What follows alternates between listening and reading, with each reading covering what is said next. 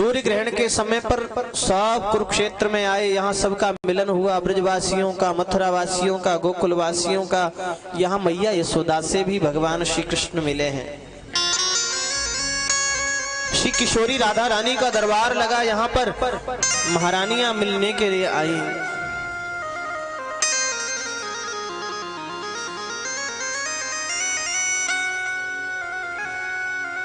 बड़ा अद्भुत स्वरूप श्री किशोरी राधा रानी का सबने दर्शन किया। द्रौपदी जी से भी भगवान की महारानियों की वार्ता हुई। वसुदेव जी ने यज्ञ करवाया, उसमें बड़े बड़े ऋषिगण आए। ऋषियों से वसुदेव जी ने कहा भगवान का कैसे दर्शन हो? तो ऋषियों ने कहा महाराज श्री वसुदेव जी, आपके तो घर में ही भगवान पुत्र रूप से आए हैं। इस बात को सुना माँ देवकी ने, तो देवकी ने द्वारकाधीश श्री कृष्ण से कहा आप भगवान हैं तो मेरे मरे हुए पुत्रों का दर्शन करा दीजिए। भगवान सुतल लोक में गए, बलि के यहाँ से 6 मरे हुए पुत्रों को वापस लेकर के आए और देवकी को प्रदान किया। देवकी ने अपने मृत पुत्रों को पुनः प्राप्त करके उनको स्तनपान कराया। भगवान का जो बचा हुआ शेष दूध था, पीत शेषम गदा भृतः, आज बचे हुए शेष दूध को ये 6 भाई पी करके और स्वर्ग के लिए चले गए।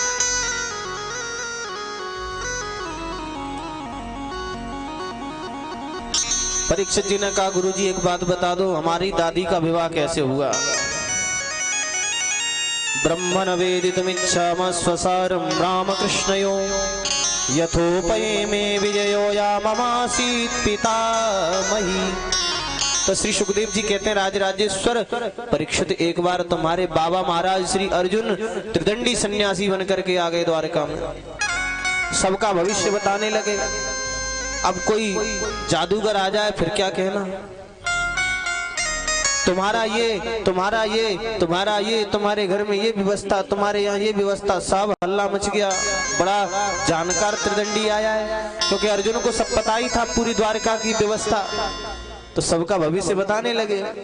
बलराम जी ने भीतर बुलवाया, बोले ऐसे ज्योतिषी से हम भी कुछ पूछेंगे। जैसे ही भीतर पहुंचे बलराम जी ने बड़ा भारी स्वागत सत्कार किया, पधारिए महाराज, हमने सुना है आप बहुत जानकार हैं। बोले हाँ, आपको कुछ पूछना है क्या?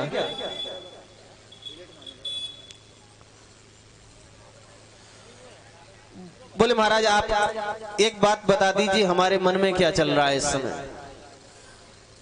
तो त्रिदंडी महात्मा जी कहने लगे हे बलराम जी, आपके मन में इस समय एक विचार है। बोले हमारी बहन विवाह योग्य है, इसका विवाह हो जाए।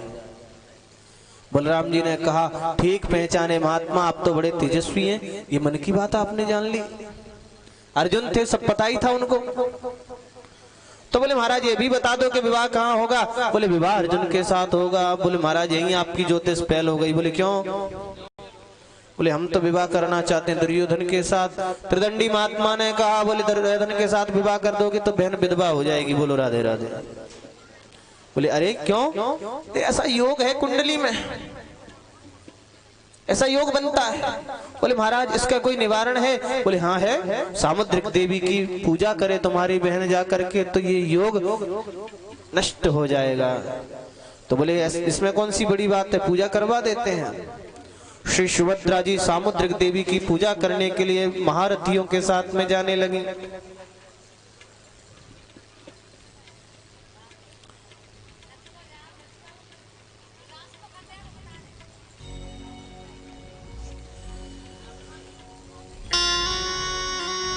दो 5 दिन तो महात्मा जी ने देखा पूजन करते हुए सुमित्रा को।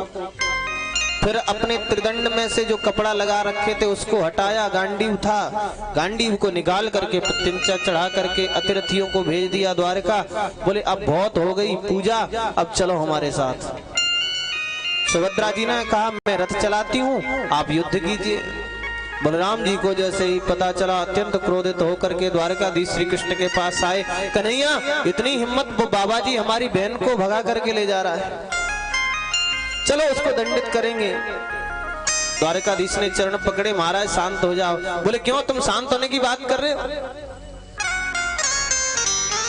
अरे इस बाबा जी की इतनी हिम्मत, महाराज जरा नजर डाल के तो देखो रथ कौन चला रहा है। बोले रथ तो सुभद्रा ही चला रही है। द्वारकाधीश कहने लगे तो मेरे विचार से ये कोई बाबा जी नहीं, ये तो अर्जुन है।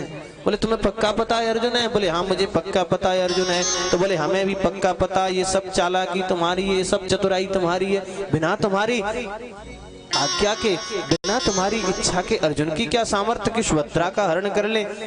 यदि सुभद्रा और अर्जुन एक दूसरे से प्रेम करते थे तो तुम्हें पहले बताना था मुझे। अब दोनों को बुलाओ, विधि पूर्वक विवाह संपन्न कराएंगे। इस प्रकार से तुम्हारी दादी का विवाह संपन्न हो गया राजन। बोली वृंदावन बिहारी लाल की जय।